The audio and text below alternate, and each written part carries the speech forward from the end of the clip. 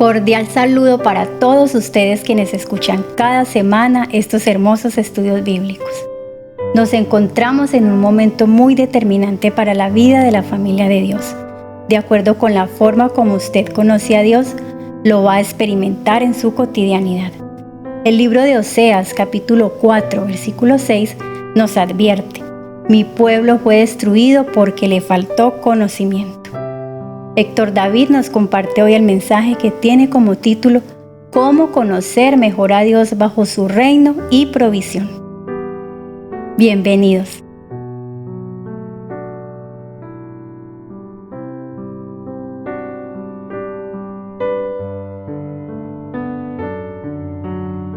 La oración del Padre Nuestro es como una escalera. Las peticiones comienzan en lo más alto y van descendiendo. La forma más adecuada para conocer a Dios el Padre y a Jesucristo es comunicándonos con ellos, conociendo lo que dice su palabra, haciendo su voluntad y aplicando sus principios a nuestras vidas. El Padre Nuestro es la oración maestra, la oración modelo, la más frecuentada, la oración del Señor Jesucristo. Es su propia oración que se vuelve nuestra a través de la fe. No hay oración más santa, más exacta, más verdadera que esta, pues surge de la relación misma que Jesucristo tiene con el Padre en el Espíritu. No se trata de una fórmula que el Señor Jesús nos ha confiado, sino de compartir el contenido del diálogo con el Padre. Hoy la Fundación Visión Familiar les comparte la enseñanza Cómo conocer mejor a Dios en su reino y provisión. Continuamos hoy con la segunda y la tercera verdad del Padre Nuestro. En cuanto a la segunda verdad, reconocer su autoridad, que su voluntad obre en la tierra. Venga tu reino, hágase tu voluntad como en el cielo, así también en la tierra. Orar venga tu reino significa que reconocemos su gobierno soberano sobre nuestras vidas aquí en la tierra, a medida que nos sometemos a su autoridad y cedemos a su control en todos los aspectos de nuestra existencia. Señor, que todas las familias de la tierra te obedezcan como te obedecen los seres que están en los cielos. Oramos que Cristo regrese como lo ha prometido y que se implante la soberanía de Dios en nuestra vida y familia. Señor Jesús, ven y sé nuestro único Rey. Orar venga tu reino es pedirle al Padre Celestial que ayude a los integrantes de nuestra familia a ser fieles y obedientes, genuinos a su voluntad. Que podamos extender el reino de Dios no solo con palabras, sino también a través de nuestras acciones y frutos de nuestro carácter. De esto puede leer en el Evangelio de Mateo capítulo 7, versículo 16 al 20, Juan capítulo 13, versículo 35, y la primera carta de Juan capítulo 3, versículo 10. Jesús establece el reino de Dios por su obediencia. Él aprendió la obediencia por lo que padeció. Hechos capítulo 5, versículo 8 al 9 cita: y aunque era hijo, por lo que padeció, aprendió la obediencia y habiendo sido perfeccionado, vino a ser el autor de eterna salvación para todos los que le obedecen. Él jamás desobedeció ni se resistió a la autoridad del Padre cuando estuvo en la tierra. Gracias, Señor Jesús, por obedecer perfectamente y permitir que la autoridad de Dios rigiera tu vida en forma absoluta para establecer el reino de Dios en la esfera de nuestra familia. Con base a esta autoridad, el Señor estableció su reino en la tierra. El reino de Dios es aquel en el cual se hace la voluntad del Padre sin ninguna interferencia. Jesús dijo en el Evangelio de Lucas capítulo 17, versículo 20: el reino de Dios no vendrá con advertencia ni dirán helo aquí o helo allí, porque he aquí el reino de Dios está entre vosotros. El Señor Jesús es el reino de Dios. También Juan capítulo 1 versículo 14 dice: y aquel verbo fue hecho carne y habitó entre nosotros y vimos su gloria, gloria como del unigénito del Padre. Hágase tu voluntad como en el cielo, así también en la tierra. La gracia del Señor es muy grande. Él se deleita en contestar nuestras oraciones. La oración victoriosa se manifiesta en aquellos que aman al Señor, reconocen su autoridad y hacen su voluntad. Orar según la voluntad de Dios es pedir más. Él opera a través de las personas. Orar por lo que Dios quiere que tengamos nos trae paz y felicidad. Si deseamos que Él nos escuche y responda, necesitamos orar y rendirnos a su voluntad. Dios quiere proveernos felicidad y bienestar. Jeremías capítulo 29 versículo 11 cita: Sé muy bien lo que tengo planeado para ustedes, dice el Señor. Son planes para su bienestar y no para su mal. Son planes de darles un futuro y una esperanza. El Señor nos ama tanto que su amor solo puede medirse por el don de su propio Hijo. La carta a los Romanos capítulo 8 versículo 32 cita: el que no escatimó ni a su propio Hijo, sino que lo entregó por todos nosotros, ¿cómo no nos dará también con él todas las cosas? Dios estableció el principio de autoridad y la obediencia a través de la vida de su Hijo, en Getsemaní cuando debía asumir el peso del pecado del mundo.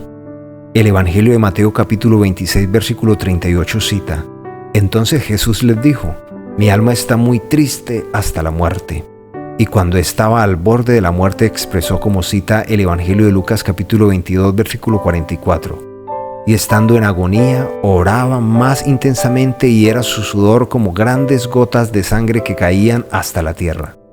En esas condiciones él oró, como cita el Evangelio de Mateo capítulo 26 versículo 39: Padre mío, si es posible, pasa de mí esta copa, pero no sea como yo quiera, sino como tú. Después Jesús oró de nuevo, como cita en el Evangelio de Mateo capítulo 26 versículo 42: Padre mío, si no puede pasar de mí esta copa, sino que yo la beba, hágase tu voluntad. Luego oró por tercera vez, enfrentando el más terrible sufrimiento, como cita el Evangelio de Mateo capítulo 26 versículo 39: pero no sea como yo quiero, sino como tú.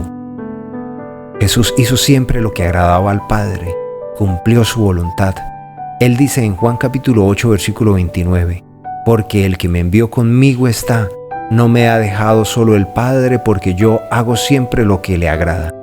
Jesús hizo la voluntad del Padre, como cita Hebreos capítulo 10 versículo 7: he aquí que vengo, oh Dios, a cumplir tu voluntad. Y hasta el último momento Jesús se centró en hacer la voluntad del Padre. También lo registra el Evangelio de Lucas capítulo 22 versículo 42: Padre, si quieres, pasa de mí esta copa, pero que no se haga mi voluntad sino la tuya. Jesús oró conforme a la voluntad de Dios y obtuvo lo que le pidió. Su ejemplo es que nosotros al orar estemos dispuestos a obedecer o aceptar su voluntad, es decir, que podamos conocer la voluntad de Dios y pedir continuamente que se cumpla. Indudablemente el Espíritu Santo hizo énfasis en las frases hágase tu voluntad y no como yo quiero, sino como tú, para que quedaran registradas en el Evangelio de Mateo, en el Evangelio de Marcos y en el Evangelio de Lucas. En la medida que maduramos en nuestra vida espiritual, aprendemos a conocer más profundamente la voluntad de Dios y oramos con corazones humildes que reconocen su soberanía y esperamos confiados en su respuesta. En la primera carta de Juan capítulo 5 versículo 14 al 15 tenemos esta seguridad, y esta es la confianza que tenemos en Él, que si pedimos alguna cosa conforme a su voluntad, Él nos oye.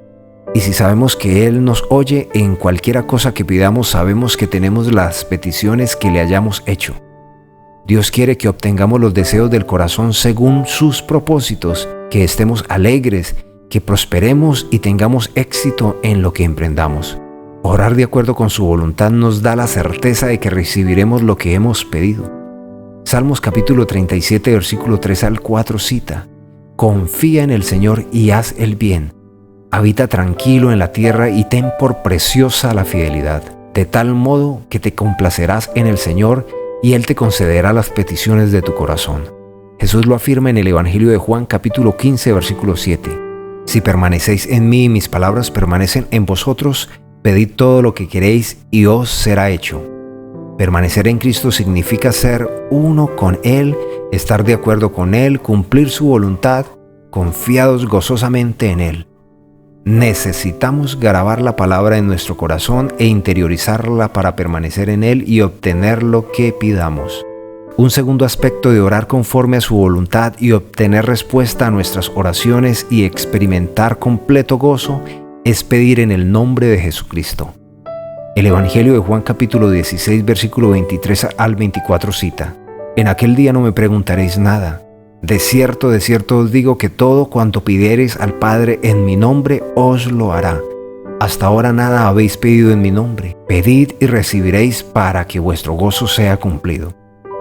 Señor, hágase tu voluntad como en el cielo también en la tierra. que todos los miembros de las diferentes familias se salven y lleguen al conocimiento pleno de la verdad, como lo dice Jesucristo en el Evangelio de Mateo capítulo 18, versículo 14.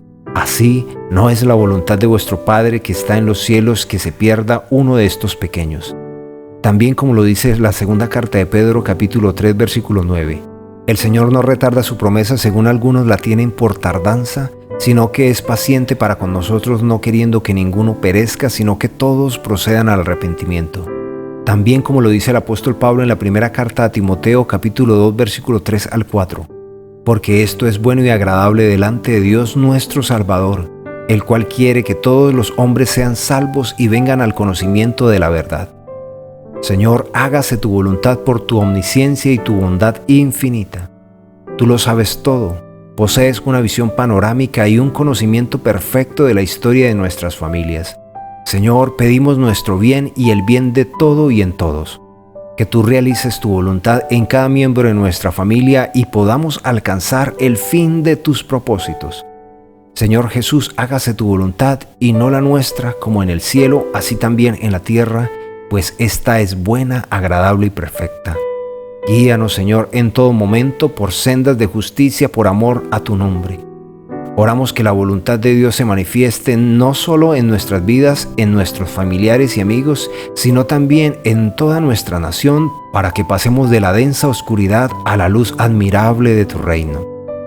Hacer la voluntad de Dios implica una obediencia amorosa a Él, sabiendo que todo ocurre para nuestro bien, sabiendo que esto puede implicar ciertas renuncias o sufrimientos, y podemos pasar por una dificultad, una enfermedad o la pérdida de un ser querido.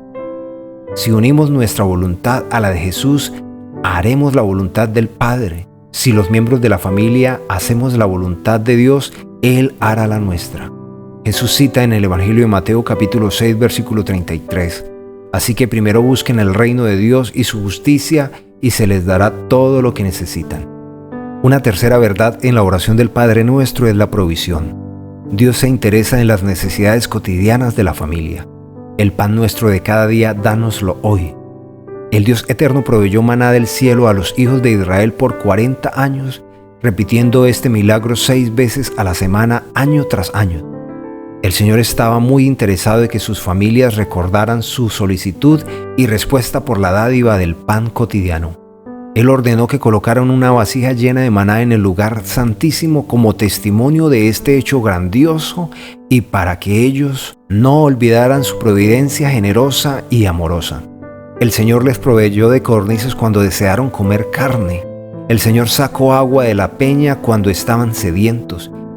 Alimento, protección física, vivienda y vestido son elementos básicos que se deben pedir al Padre con plena libertad por ser sus hijos. El Señor cuida de sus familias en el peregrinaje por el desierto. Dios dice en Deuteronomios capítulo 29, versículo 5: Y yo os he conducido durante 40 años por el desierto sin que vuestro vestido se gaste ni vuestros zapatos se pudran. También el Señor alimentó a Elías sobrenaturalmente y le dio agua del arroyo.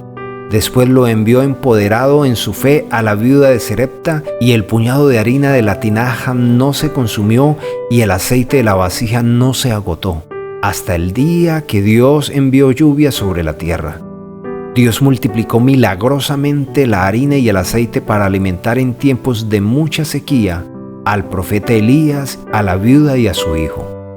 Muchos de los milagros efectuados por el Señor Jesucristo fueron para solucionar necesidades físicas de las familias.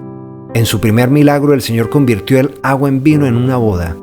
Cuando el Señor llamó a Simón Pedro, a Santiago y a Juan para que le siguieran y fueran sus discípulos, dijo a Simón: «Boga mar adentro y echad vuestras redes para pescar».